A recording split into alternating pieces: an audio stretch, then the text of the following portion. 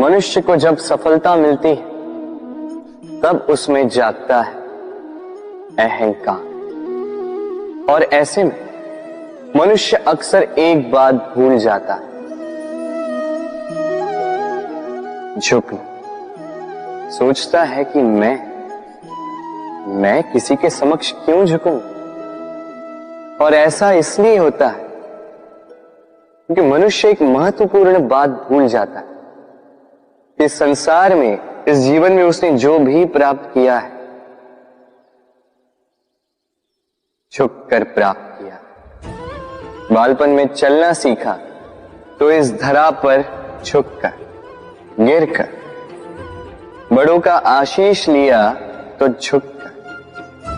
किसान को फसल काटने के लिए झुकना पड़ता, कुएं से पानी निकालने के लिए पात्र को झुकना पड़ता है।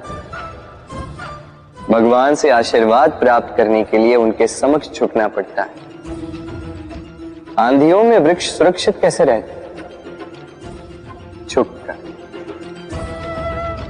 सम्मान कैसे पाया जाता है? झुककर। किसी के समक्ष झुकने का अर्थ स्वयं का आत्मसम्मान खो देना नहीं, उसका अर्थ होता है विनम्रता। हम मनुष्य हैं और इस आकाश की ऊंचाइयों तक पहुंचने के लिए हमें किसी पक्षी की भांति पंखों की आवश्यकता नहीं। बस जितना झुकेंगे उतना ही ऊपर उठेंगे। राधे राधे। आप इस संसार में ऐसे कई लोगों को जानते होंगे जिन्हें आप स्वार्थी मानते हैं, जो आवश्यकता पड़ने पर ही आपको स्मरण करते हैं, अन्यथा वर्षों तक कहीं दिखाई भी नहीं देते, किंतु जैसे ही उनकी आपके सहायता की आवश्यकता पड़ती है हाथ जोड़कर आपके सामने सज्ज रहते। बड़ा क्रोध आता है ना इनको, मन खिन्न हो जाता है, मन से ये स्वर निकलता है कि इस व्यक्ति की सहायता न करें, किंतु ऐसा कभी मत कीजिए। आप सोचेंगे क्यों कह रहा हूं मैं ऐसा? स्मरण रखिएगा, दीपक का स्मरण व्यक्ति केवल तभी करता है जब अंधकार गहरा हो जाता है। उसे स्वार्थी मानकर स्वयं व्याकुल ना हो, स्वयं को दीपक मानकर आनंदित होइए। भाग्यवान समझिए खुद को कि किसी को आवश्यकता पड़ने पर आपकी याद आए, कि आप इस संसार में किसी की सहायता करने योग्य हैं। इस जीवन में किसी के स्वार्थी होने से स्वयं का दृष्टिकोण न बदले। बस ये दृष्टि रखिए,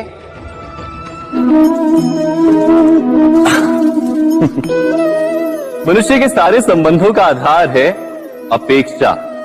पति कैसा हो जो मेरा जीवन सुख और सुविधा से भर दे, पत्नी कैसी हो जो सदैव मेरे प्रति समर्पित रहे, संतान कैसी हो जो मेरी सेवा करे, मेरा आदेश माने। प्रामाणिक इच्छा हो तब भी कोई मनुष्य किसी की अपेक्षाओं को पूर्ण नहीं कर पाता, और वहां से जन्म लेता है संघर्ष। सारे संबंध संघर्ष में परिवर्तित हो जाते, पर मनुष्य अपेक्षा को संबंध का आधार ना बनाए और स्वीकार करे केवल संबंध का आधार, तो क्या ये जीवन स्वयमेव सुख और शांति से नहीं भर जाएगा? स्वयं विचार कीजिएगा। संबंधों ने आपको संपूर्ण संतोष दिया है? विचार कीजिए। हमारा जीवन संबंधों पर आधारित है, हमारी सुरक्षा संबंधों पर आधारित है। इसी कारण हमारे जीवन के सारे सुखों का आधार भी किसी घटना में अन्याय का अनुभव होता है तो वो घटना उसके अंतर को झकझोर देती, समस्त जगत उसे अपना शत्रु प्रतीत होता है। इसमें कुछ गंदगी है, किंतु यदि आप इसे कुछ समय के लिए ऐसे ही छोड़ दोगे तो आप देखोगे ये मैल अपने आप इसके तले जाकर बैठ जाएगा। यदि इस पात्र को हिलाओगे तो कुछ नहीं होगा, शांत छोड़ दोगे तो ये मैल अपने आप नीचे चला जाएगा।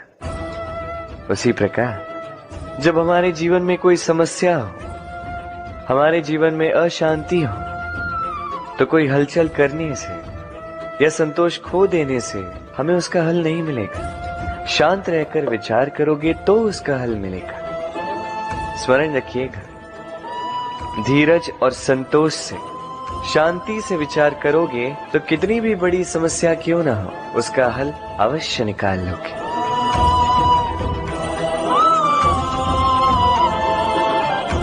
क्योंकि अशांति का सुझाव शांति ही है। राधे राधे। समय, कहते हैं समय से पूर्व कुछ नहीं होता। हर बात का एक समय होता है। समय से पूर्व न सूर्योदय होता है, न सूर्यास्त होता है। समय से पूर्व पौधों में न पुष्प खिलते हैं न फल। किंतु एक बात सोचिए, यदि वर्षा आने से पूर्व किसान भूमि न जोते, वो बीज ही ना पिरोए, तो क्या फसल उगेगी? यदि योद्धा युद्ध से पूर्व अपने शस्त्र ही ना परखे, तो वो युद्ध कैसे लड़ेगा?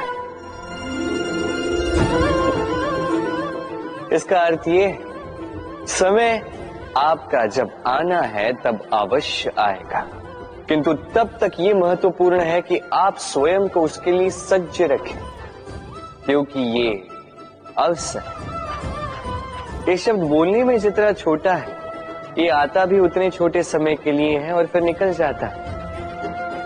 अब यदि अवसर आपके हाथ आ जाए और यदि आप उसके लिए सज्ज ही ना हो, तो आपको सफलता कैसे मिलेगी?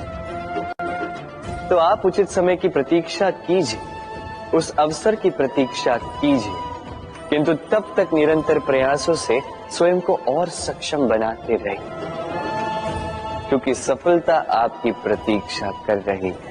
बस उसके लिए सज्ज रहिए। राधे राधे।